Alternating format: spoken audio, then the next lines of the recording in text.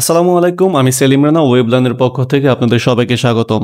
আজকের টিউটোরিয়ালে আমরা দেখব ব্রেক এবং কন্টিনিউ কিওয়ার্ড নিয়ে। ওকে? তো ব্রেক এবং কন্টিনিউ মূলত কিভাবে কাজ করে এবং কোথায় মূলত আমাদের কাজ করতে হবে এটা আমরা দেখব। তো এখানে সিম্পলি একটা লুপ আছে। অলরেডি আপনারা জানেন যে ফর লুপ কিভাবে কাজ করে। এখানের মধ্যে আমরা ১০ পর্যন্ত সংখ্যা ১ থেকে ১০ পর্যন্ত সংখ্যা প্রিন্ট করার জন্য একটা ফর লুপ ক্রিয়েট করলাম। এই ফর লুপের মধ্যে আমরা চাইলে যদি এরকম আমরা চাই যে আমরা ৫ পর্যন্ত ডাটা শো করার পর যেন এই লুপটা আর না ঘুরে। ধরেন আমাদের এখানে ১ থেকে ১০০ পর্যন্ত বা ১ থেকে ২০০ পর্যন্ত ডাটা প্রিন্ট করা দরকার। বাট আমি আসলে চাচ্ছি না যে ১০ এর পরে ডাটা যেন শো না করে বা ১৫ এর পরে যেন ডাটা শো না করে বা ৫ টা ডাটা শো হওয়ার পর ১ থেকে ৫ পর্যন্ত ডাটা শো হবার পর যেন বাকি ডাটাগুলা আর শো না করে। যদি এরকম টাইপের কন্ডিশন যদি ইউজ করতে চাই তাহলে আমরা ব্রেক কিওয়ার্ড ইউজ করতে পারি। আর কন্টিনিউ কিওয়ার্ডটা হচ্ছে যে যদি আমরা চাই যে কোনো একটা সংখ্যাকে কোনো একটা ডাটাকে স্কিপ করতে তাহলে আমরা কন্টিনিউ মেথডটা ইউজ করব কিওয়ার্ডটা ইউজ করব। ওকে, সো চলুন আমরা শুরু করি।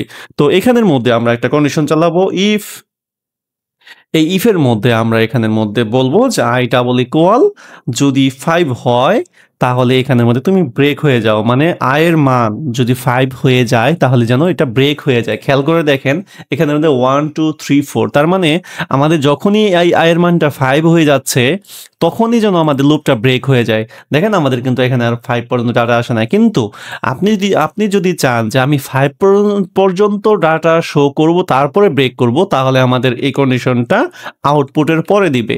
দেখেন আমাদের এখানের মধ্যে আউটপুটটা প্রথমে শো করবে। যখন আউটপুটটা শো হয়ে যাবে যে console.log আয়ের মধ্যে যখন আয়ের মান ৫ হয়ে গেল তখন সে ব্রেকটা চেক করবে, ও আচ্ছা এখানের মধ্যে তো আয়ের মান অলরেডি ৫ হয়ে গেছে, তাহলে আমরা এখন ব্রেক করে ফেলি। সো আপনি যদি চান নির্দিষ্ট সংখ্যা পর্যন্ত ডাটা মানে শো করে বাকি ডাটাগুলা স্কিপ করতে তাহলে আপনি আউটপুটের পরে আপনি এই ব্রেক কিওয়ার্ডটা আপনি ইউজ করবেন। আর যদি আপনি চান যে না আমি আসলে যতটুকু সংখ্যা চাচ্ছি যে ৫ পর্যন্ত যেতে হবে না, ৫ এর নিচ পর্যন্ত ডাটাগুলো আমি চাই, তাহলে আমি এখানের মধ্যে এটা দিব। আপনি যদি এখানের মধ্যে ৬ দেন তাহলে এখানের মধ্যে যে ৫ পর্যন্ত ডাটা শো করবে, মানে আপনার কন্ডিশনের উপর ডিপেন্ডেন্সি হয়ে আপনি এখানের মধ্যে এটা ইউজ করতে পারেন।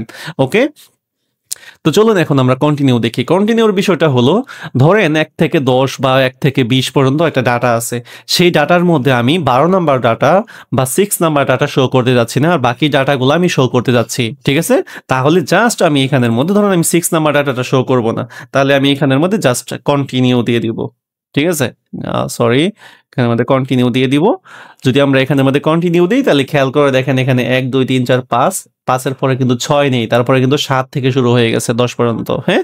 সো এটার মানে হচ্ছে যে যখনই আমার আয়ের মানটা ৬ হয়ে যাবে তখন সে ৬ টাকে জাস্ট স্কিপ করে পরবর্তী ডাটা থেকে ডাটা শুরু করবে। মানে ৬ টাকে আমরা আসলে দেখাতে চাচ্ছি না। ঠিক আছে? এটার মানে হচ্ছে কন্টিনিউ। তো ব্রেক হচ্ছে আল্টিমেটলি আমি কততম ডাটা পর্যন্ত শো করাতে চাচ্ছি সেটা দেখানোর জন্য মূলত আমরা ব্রেক কিওয়ার্ড ইউজ করব। ধরুন আমার অনেকগুলা ডাটা আমি শো করব না, আমি মাত্র ১ থেকে ৫ পর্যন্ত ডাটা শো করব, তাহলে আমরা ব্রেক কিওয়ার্ড ইউজ করব।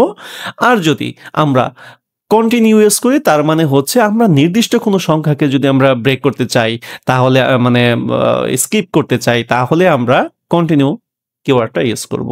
আশা করি ব্রেক এবং কন্টিনিউ কিওয়ার্ড সম্বন্ধে আপনারা জানতে পারছেন। আপনারা আপনাদের প্রোগ্রামের মধ্যে যখন এটা ইউজ কেসটা দরকার হবে তখন আপনারা এটা ইউজ করতে পারবেন। ভালো থাকবেন সবাই। আসসালামু আলাইকুম।